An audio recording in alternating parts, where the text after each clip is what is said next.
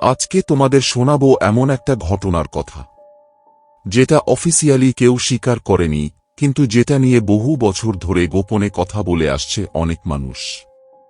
আমার নাম আর্য। আমি আগে আমেরিকার এক প্রাইভেট কন্ট্রাক্টরের হয়ে কাজ করতাম। আমাদের কাজ ছিল গভর্নমেন্টের কিছু ক্লাসিফাইড প্রজেক্টে টেকনিক্যাল সাপোর্ট দেওয়া। একদিন আমাকে বলা হলো, তোমাকে নেভাডায় যেতে হবে। আমি জিজ্ঞেস করলাম, কোথায়? ওরা শুধু একটা কোড বলল, SBIOC-4 ফ্যাসিলিটি। আমি তখনও বুঝিনি আমি কোথায় যাচ্ছি। 2 দিন পর আমি পৌঁছালাম নেভাডার মরুভূমিতে। চারপাশে শুধু ধুলো, পাহাড় আর সামরিক গাড়ি। আমাদের একটা কালো বাসে তোলা হলো, জানালাগুলো ঢাকা। কিছুক্ষণ পর বাস থামল। দরজা খুলতেই দেখি একটা বিশাল সিকিউরিটি গেট, আর তার ওপরে লেখা রেস্ট্রিক্টেড এরিয়া। আমি তখন বুঝলাম আমি এরিয়া 51 এর ভেতরে। ভেতরে ঢুকেই প্রথম যে জিনিসটা খেয়াল করলাম, সবকিছু অস্বাভাবিকভাবে নিঃশব্দ। কেউ বেশি কথা বলছে না, সবাই যেন কিছু লুকিয়ে রাখছে। আমাকে একটা আইডি কার্ড দেওয়া হলো, লেখা লেভেল 2 ক্লিয়ারেন্স। আমাকে একজন অফিসার নিয়ে গেল একটা আন্ডারগ্রাউন্ড ফ্যাসিলিটিতে। লিফটে নামতে নামতে সে বলল, তুমি যা দেখবে সেটা বাইরে কখনো বলবে না। আমি হেসে বললাম, নিশ্চয়ই, কিন্তু তখনও জানতাম না আমি কি দেখতে যাচ্ছি। লিফট থামল। দরজা খুলতেই একটা ঠান্ডা বাতাস লাগল।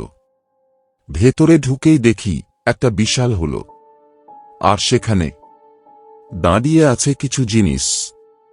প্রথমে মনে হলো বিমান, কিন্তু না, ওগুলো কোনো মানুষের তৈরি জিনিসের মতো না। গোলাকার, মসৃণ, কোনো জয়েন্ট নেই। একটা অফিসার বলল, রিকভার্ড ক্রাফটস। আমার শরীর কেঁপে উঠল। মানে? আমি বললাম। সে শুধু বলল, নট ফ্রম হেয়ার। পরের দিন আমাকে একটা নতুন সেকশনে নিয়ে যাওয়া হলো। এইবার সিকিউরিটি আরও টাইট। আমার হাত স্ক্যান করা হলো, চোখ স্ক্যান করা হলো। তারপর একটা দরজা খুলল। ভেতরে ঢুকতেই আমি থমকে গেলাম। কাচের ভেতরে একটা টেবিল, আর তার ওপর কিছু একটা শুয়ে আছে। আমি কাছে গিয়ে তাকালাম। আমার শ্বাস বন্ধ হয়ে গেল। ওটা মানুষ না, ছোট পাতলা শরীর, মাথা বড়, চোখ দুইটা কালো, একদম সিনেমার মতো। কিন্তু বাস্তবে? আমি পিছিয়ে গেলাম। এটা জীবিত? আমি জিজ্ঞেস করলাম। একজন বিজ্ঞানী বলল, না, কিন্তু আমরা মনে করি এটাই একমাত্র ছিল না। কিছুদিন পর অদ্ভুত ঘটনা শুরু হলো। রাতে ল্যাবে কাজ করার সময় হঠাৎ করে লাইট ফ্লিকার করতে লাগত। মেশিনগুলো নিজে নিজে অন হয়ে যেত। একদিন আমি একা কাজ করছিলাম। হঠাৎ কাচের ভেতরের সেই দেহটা নড়ল। আমি স্থির হয়ে গেলাম। ধীরে ধীরে তার আঙুল নড়ল। আমি দৌড়ে বাইরে যেতে যাচ্ছিলাম।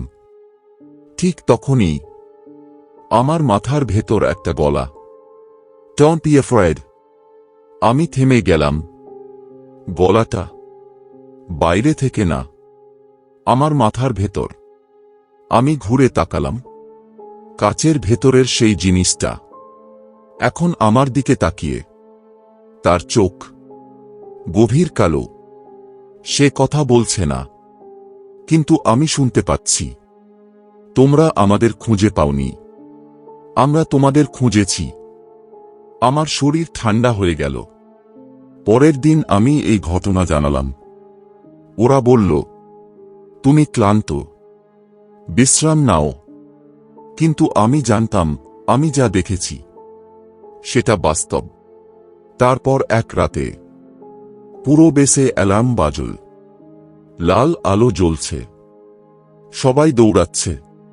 আমি শুনলাম কন্টেইনার ব্রেচ। আমি বাইরে বেরিয়ে দেখি একটা রুম ভেঙে গেছে, আর ভেতরে কিছু নেই, খালি। ঠিক তখনই আমার মাথার ভেতর আবার সেই গলা, আমরা যাচ্ছি না, আমরা থাকব। পরের দিন আমাকে বলা হলো, তোমার কাজ শেষ, তুমি চলে যেতে পারো।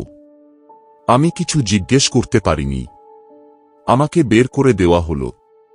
আজ এত বছর পরও আমি ওই জায়গার কথা ভুলতে পারিনি, কারণ আমি জানি আরিয়া একান্ন শুধু বুঝব না, আর আমরা এই মহাবিশ্বে একা নই। কিছুদিন আগে আমি আকাশে একটা আলো দেখেছিলাম, স্থির, তারপর হঠাৎ অদৃশ্য।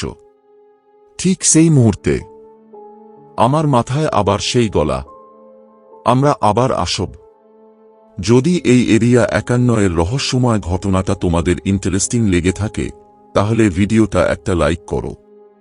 আর এমনই সত্য ঘটনা অবলম্বনে রহস্য আর অজানা কাহিনী জানতে চাইলে চ্যানেলটা সাবস্ক্রাইব করে পাশে থাকা বেল আইকনটা অন করে রেখো।